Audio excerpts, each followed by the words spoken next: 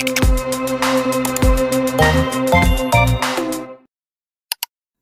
semua dan selamat datang di Just a Training Podcast yang ngobrolin hal-hal apa saja mengenai riset terbaru di bidang bioscience. Bersama saya Punta dan tentu saja Mifta. Yuk, kembali lagi. Bahas apa kita Jadi hari ini? bahasan kali ini mungkin agak ringan. Sebenarnya ringan tapi nggak begitu ringan. Soalnya kayaknya riset dari zaman dahulu kala juga nggak ketemu mungkin barang ini gitu kan maksudnya. Iya, jadi. Udah banyak banget riset mengenai ini. Jadi ini lebih ke antivenom untuk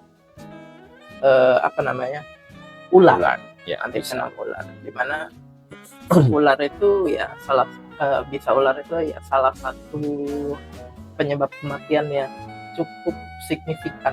Iya, 100.000 per tahun, angkanya sekitar segitu. Sama yang cacat permanen itu sekitar 300.000 kalau data dari jurnal itu. Nah, jadi cukup tinggi juga sebenarnya. Kalau di jurnal ini kan dia fokusnya ke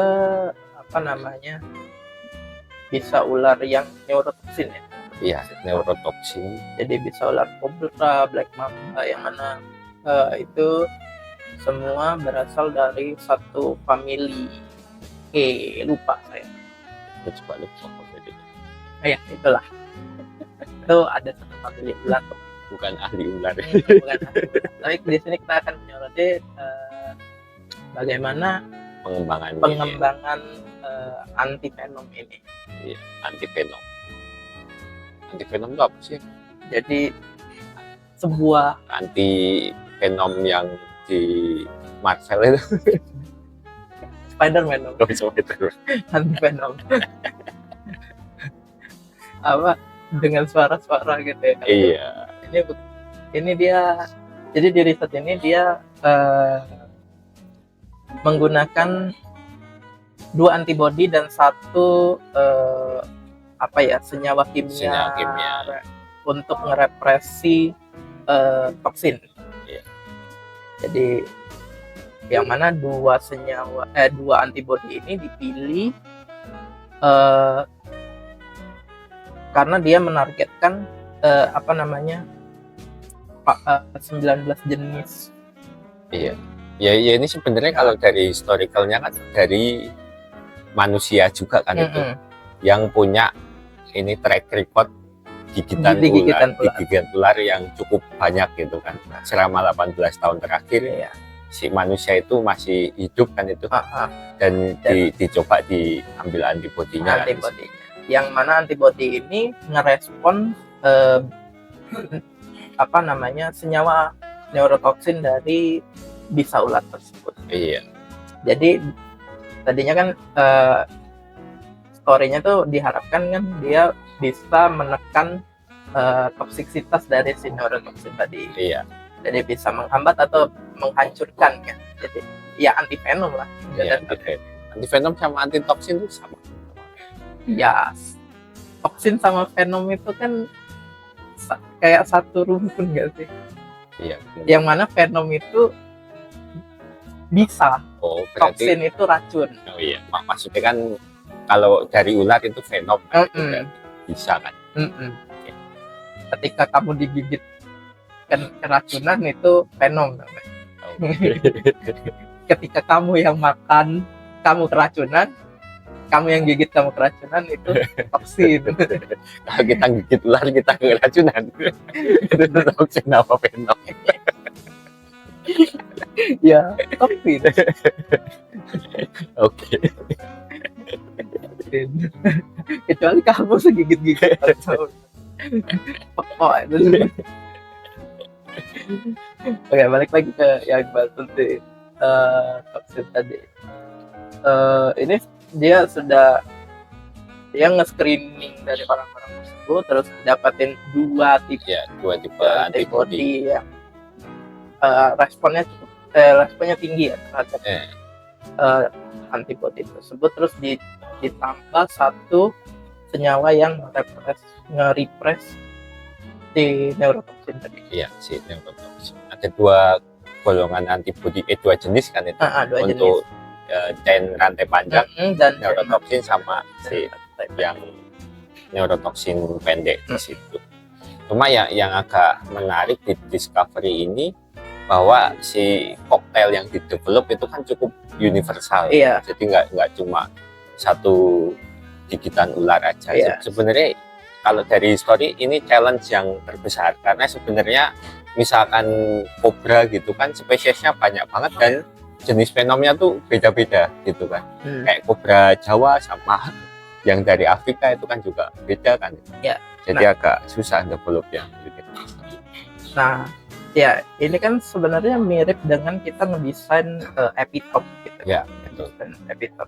Jadi bagian dari fenom ini yang cuman seiprit bagian fenom ini yang dikenali gitu kan. Jadi antibody ini mengenalin bagian tertentu dari si fenom tadi yang kan dia ada chainnya itu kan. Iya, chain panjang. Nah itu dikenalin bagian spesifiknya itu udah dianggap itu toksinnya kan. Iya. Si fenomnya itu kan. Makanya dia bisa mendetek itu. Dan ini cukup apa ya, breakthrough lah karena ya kayak kamu bilang tadi biasanya tuh serum anti venom itu spesifik untuk spesies ular apa. Iya. Ya itu karena cukup luas ini spektrumnya dan di pengujian pakai tikus kan ini ya. Iya. Dikasih venom ular juga cukup efektif. Bahkan itu kan nggak injeksinya itu bahkan ketika udah terserang kemudian 10 menit setelah kena bisa itu masih bisa merepresi dari si venom ular. Jadi ini juga mengurangi apa ya namanya resiko ketika kamu digigit ular terus dibawa ke fasilitas kesehatan terdekat kan biasanya ada aja kadang tuh kok nggak ada ini ya selain ada jeda kadang tuh nggak tersedia gitu. Tapi kan kalau ini kan dia karena dikenalin cukup luas untuk tadi 19 gitu kan 19 spesies ular terpisah itu bisa ular tersebut ya jadinya cukup praktis lah untuk disimpan. Iya, itu sebenarnya yang cukup ini menarik ini metode ini sebenarnya bisa ditiru untuk ular-ular yang lainnya mungkin kan. Iya, jadi mungkin dalam satu famili gitu ya. Iya, dalam satu famili atau apa maksudnya kan. Atau yang punya jenis toksin yang mirip-mirip gitu ya. Iya. Misalkan kita mau screening di kobra Jawa kayak di Indonesia gitu kan spesiesnya agak beda dikit mungkin kan cara ini misalkan nge-track semacam kobra Jawa tuh masuk kobra. Enggak tahu Mas. Soalnya king cobra itu bukan kobra. Iya. Iya, king cobra itu bukan kobra juga. Kayaknya masuk kobra di kobra Jawa. Mungkin. Iya. Kalau kobra Jawa masuk kobra mungkin mirip lah. Masih bisa lah kita. Kobra-kobra yang lainnya bisa. Sama ular berbisa kayaknya nggak cuma kobra kan? Iya banyak sih. Aku nggak tahu juga ular berbisa, tapi banyak aja. Iya, tapi banyak jenis kan. Yaitu misalkan yang apa spesies yang paling banyak di sini apa gitu kan? Iya. Mestinya kan kalau misalkan spesies itu banyak kasusnya cukup banyak ya sebenarnya. Tapi untuk di Indonesia tuh cukup jarang ya ular berbisa. Ya walaupun ada tapi banyak kasusnya kayak dibanding kalau kita dengar atau lihat meme Australia tuh kayaknya keluar semua bisa membunuh. Iya. Ya itu cuma emang jarang cuma kalau misalkan ada gigitan kan kita masih bingung menanganinya gimana. Bahkan di fasilitas kesehatan itu jarang tersedia antivenom. Iya. Ya itu tinggal berdoa aja kayaknya kalau udah kena gigitan ular. mau diapain bingung gitu.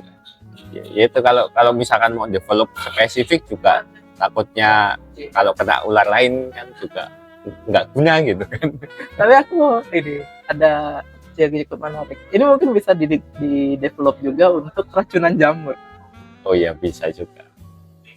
Mirip kan. Jadi tapi permasalahannya tuh mengidentifikasi jamur yang kita makan itu tuh lebih susah daripada ular yang gigit.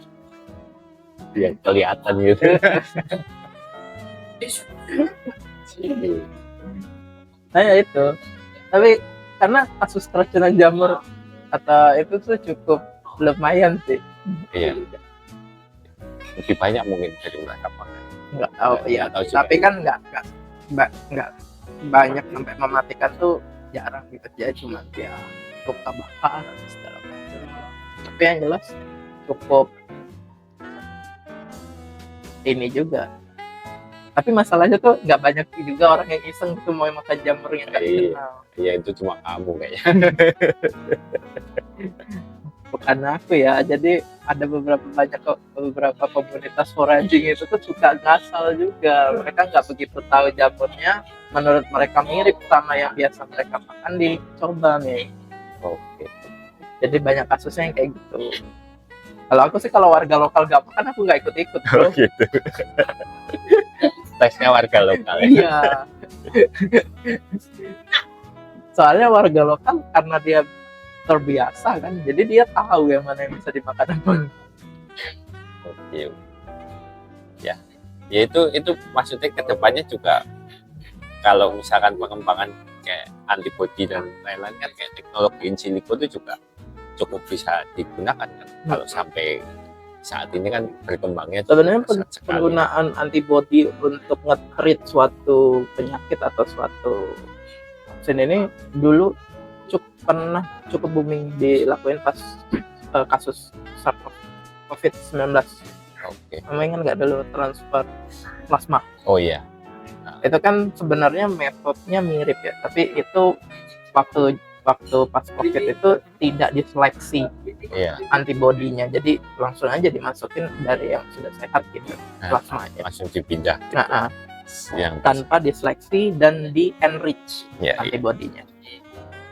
Iya. Tapi kan kalau untuk ya ini kan manufaktur ya, untuk sediaan ya, pasti di enrich lah. Untuk ya mungkin nanti jadi discover antibody yang lebih kuat lagi atau di pengembangan yang lain lagi. Karena kan dengan di discovernya ada antibody itu enggak melulu kita harus cuman dari pasien yang selamat, kita juga bisa mendevelop dari misalnya gitu, dari misalnya pendekatan in silico tadi yang iya itu ya pernah ini sih ada riset anti venom gitu kan, nyari kayak jenis venomnya gitu aja susah kan. Itu kayak harus digigitin ke hewan dulu kali kan. Nggak tahu respon.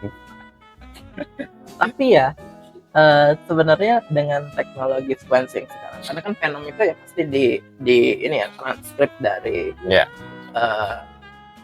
genom ya, transkrip dari genom gitu. Jadi sebenarnya kalau kita data mining dari data genom gitu, mungkin bisa lah pendekatan itu dipakai untuk ngediscover venom-venom, mempelajari struktur venomnya, bagaimana mekanisme venom itu bekerja. Tapi masalahnya yang sekarang itu ya, kita pernah bahas ini di podcast sebelumnya juga, datanya itu kurang. Bahkan untuk data base genomik tertentu bisa dikatakan paling besar, NCBI aja banyak nggak terkurasi. Ya, kemarin ngecek Cobra gitu masih belum ini termap dengan baik juga seperti eukariot yang lain. Ya karena memang belum waktu itu, selain urgensinya belum banyak, harganya masih nggak begitu terjangkau sequencing hal-hal seperti itu. Teknologinya dulu nggak murah gitu. Walaupun sekarang juga belum bisa dikatakan murah, tapi setidaknya lebih terjangkau daripada zaman dulu, bro. Iya. Ya, paling nggak lebih memungkinkan di saat ini. Iya. Tapi ya ini sebenarnya kalau kita pakai apa namanya tuh tiru amati modifikasi itu, ini juga bisa dipakai untuk ya banyak hal lain gitu, kayak misalnya alergi dan yang lain-lain kan. Pada dasarnya ini koktail antibody kan. Jadi selama dia ada antibodinya, dibikin ini untuk menghadapi suatu senyawa tertentu gitu. Misalnya food poisoning lah. Ya, kayaknya respon orang beda-beda beda-beda juga kan di food poison. nih, atau misalnya ya beberapa penyakit yang hyperimmunity gitu. Mungkin bisa digunakan pendekatan semacam ini. Racun bulu babi. Racun bulu babi. Racun fugu itu sering loh, walaupun chef yang masak fugu itu sudah harus bersertifikat, sering aja keracunan fugu tetap bypass. Karena kan ya memang mungkin sekian dosis untuk kamu biasa, sekian dosis untukku lethal. Iya. Ya. Ya itu kan responnya beda-beda itu tadi. Ya orang Jepang kesini keracunan banyak. Ya. Ya mungkin itu bisa untuk anti diare orang-orang yang dari negara maju yang dia lingkungannya bersih ke negara berkembang atau miskin gitu ya. So itu respon imunnya kuat karena sudah ada antibody yang dia bawa. Gitu kan. Selama sebulan dia bertamasya di negara berkembang aman gitu. Bisa juga ya. Oke, mungkin sekian dulu Jasad tadi episode kali ini, di mana ya cukup menarik discovery antivenom yang udah PR dari puluhan tahun. Ini ada secercah titik cerah gitu. Yang mana ini cukup efektif di hewan model walaupun belum diuji belum diuji langsung ke manusia. Soalnya uji langsungnya juga agak berbahaya. Iya. Kamu mau jadi volunteer? Kamu mau jadi volunteer gak?